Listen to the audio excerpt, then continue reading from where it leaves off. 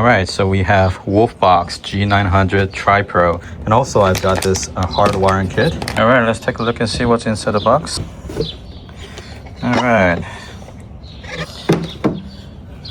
we have a little diagram that shows what each button does on top of the visor. Okay, here's that beautiful 12-inch mirrors. Okay, so the first box is a user manual. I'll check that out later. And there's two smaller boxes with power supply cable, 1080p for the front camera, and the cable clips. And what do we got here? A GPS cable for the GPS unit, camera, 2.5K camera for the rear bumper, a tool and accessories. And this is a 1080p extra bumper cable, additional cable for the rear cam, and the rubber straps for the mirror itself. All right, so I got all the stuff out of the box so that I know which one goes where. All right, so I got the old dash cam removed from my Jeep. My Jeep is a 2024 Wrangler Rubicon 392. All right, so the thing that comes with this package is the two rubber straps. So I'm gonna get this out of the bag. Rubber straps will go on the back side of this mirror, and it's gonna be attached to right there. This is how it looks like installed. So you have these two rubber straps that goes around and clips on here. The one downside of this mirror is that this is about 12 inches wide, so it sticks out to the point where I can now flip the visor.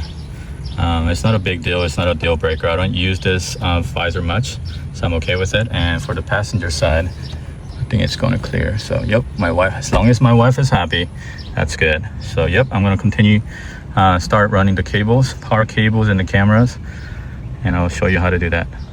So the kit that comes with the WOLFBOX camera is this cigarette lighter power cable that powers the mirror, but I don't want to go that route, and I want to hardwire it so that it's on all the time. This package, there are cables, little cables. I'm assuming this cable goes into the fuse box at the front, and this side USB-C connects into the visor unit or the mirror. And these are some other cables. I'm not sure what that is, but you know, I think this is the one that goes into the fuse box, and this is going to somewhere. I'll take a look at it.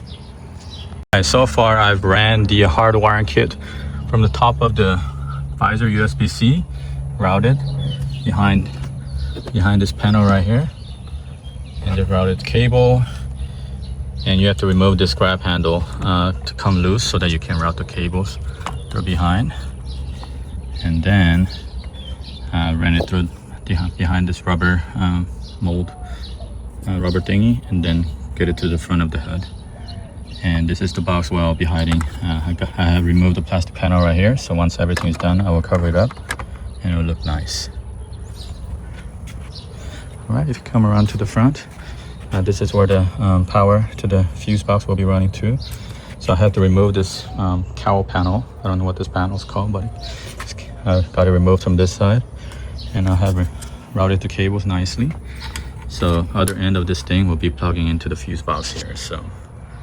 So here's the cover that I removed from the fuse box. So the fuse that I'll be tapping into is 52.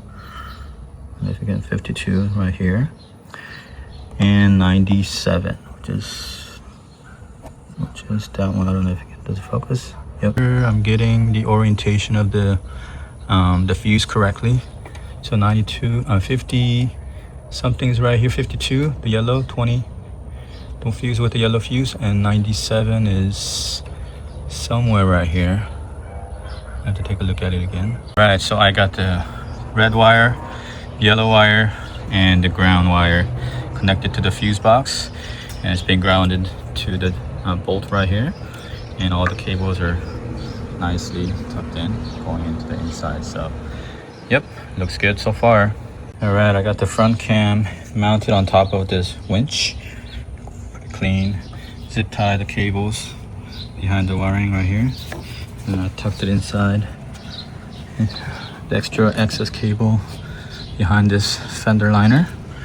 And brought up the cable up to here. All right, so I got all the wiring dressed up with the zip tie cleanly dressed into underneath here and going up to the cowl right here. So yep, so far so good.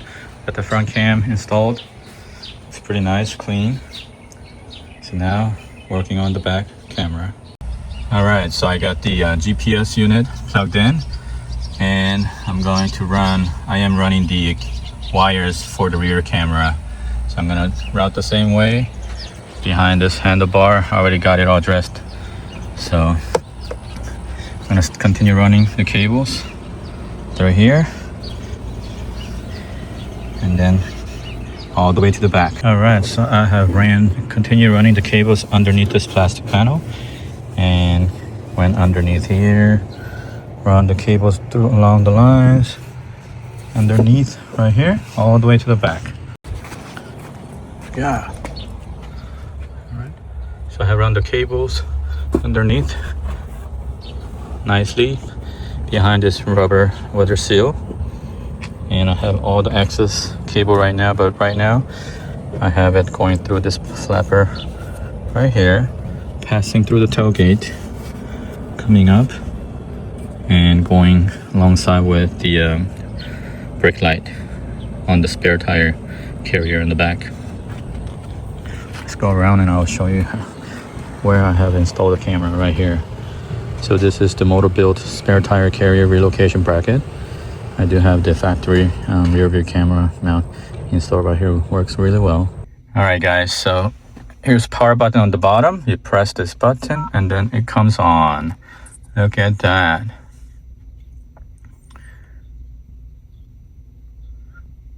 So I could lower the angle down or up. If I scroll to the left or right, it shows me the rear view, the front cam, bumper cam, and then this camera. This view is from the back of, there's a lens. There's a camera behind it. Yep, so everything is looking good. I'll give you a review afterwards and see how everything works out. But so far, everything's working good. I'm happy with it. So we'll see.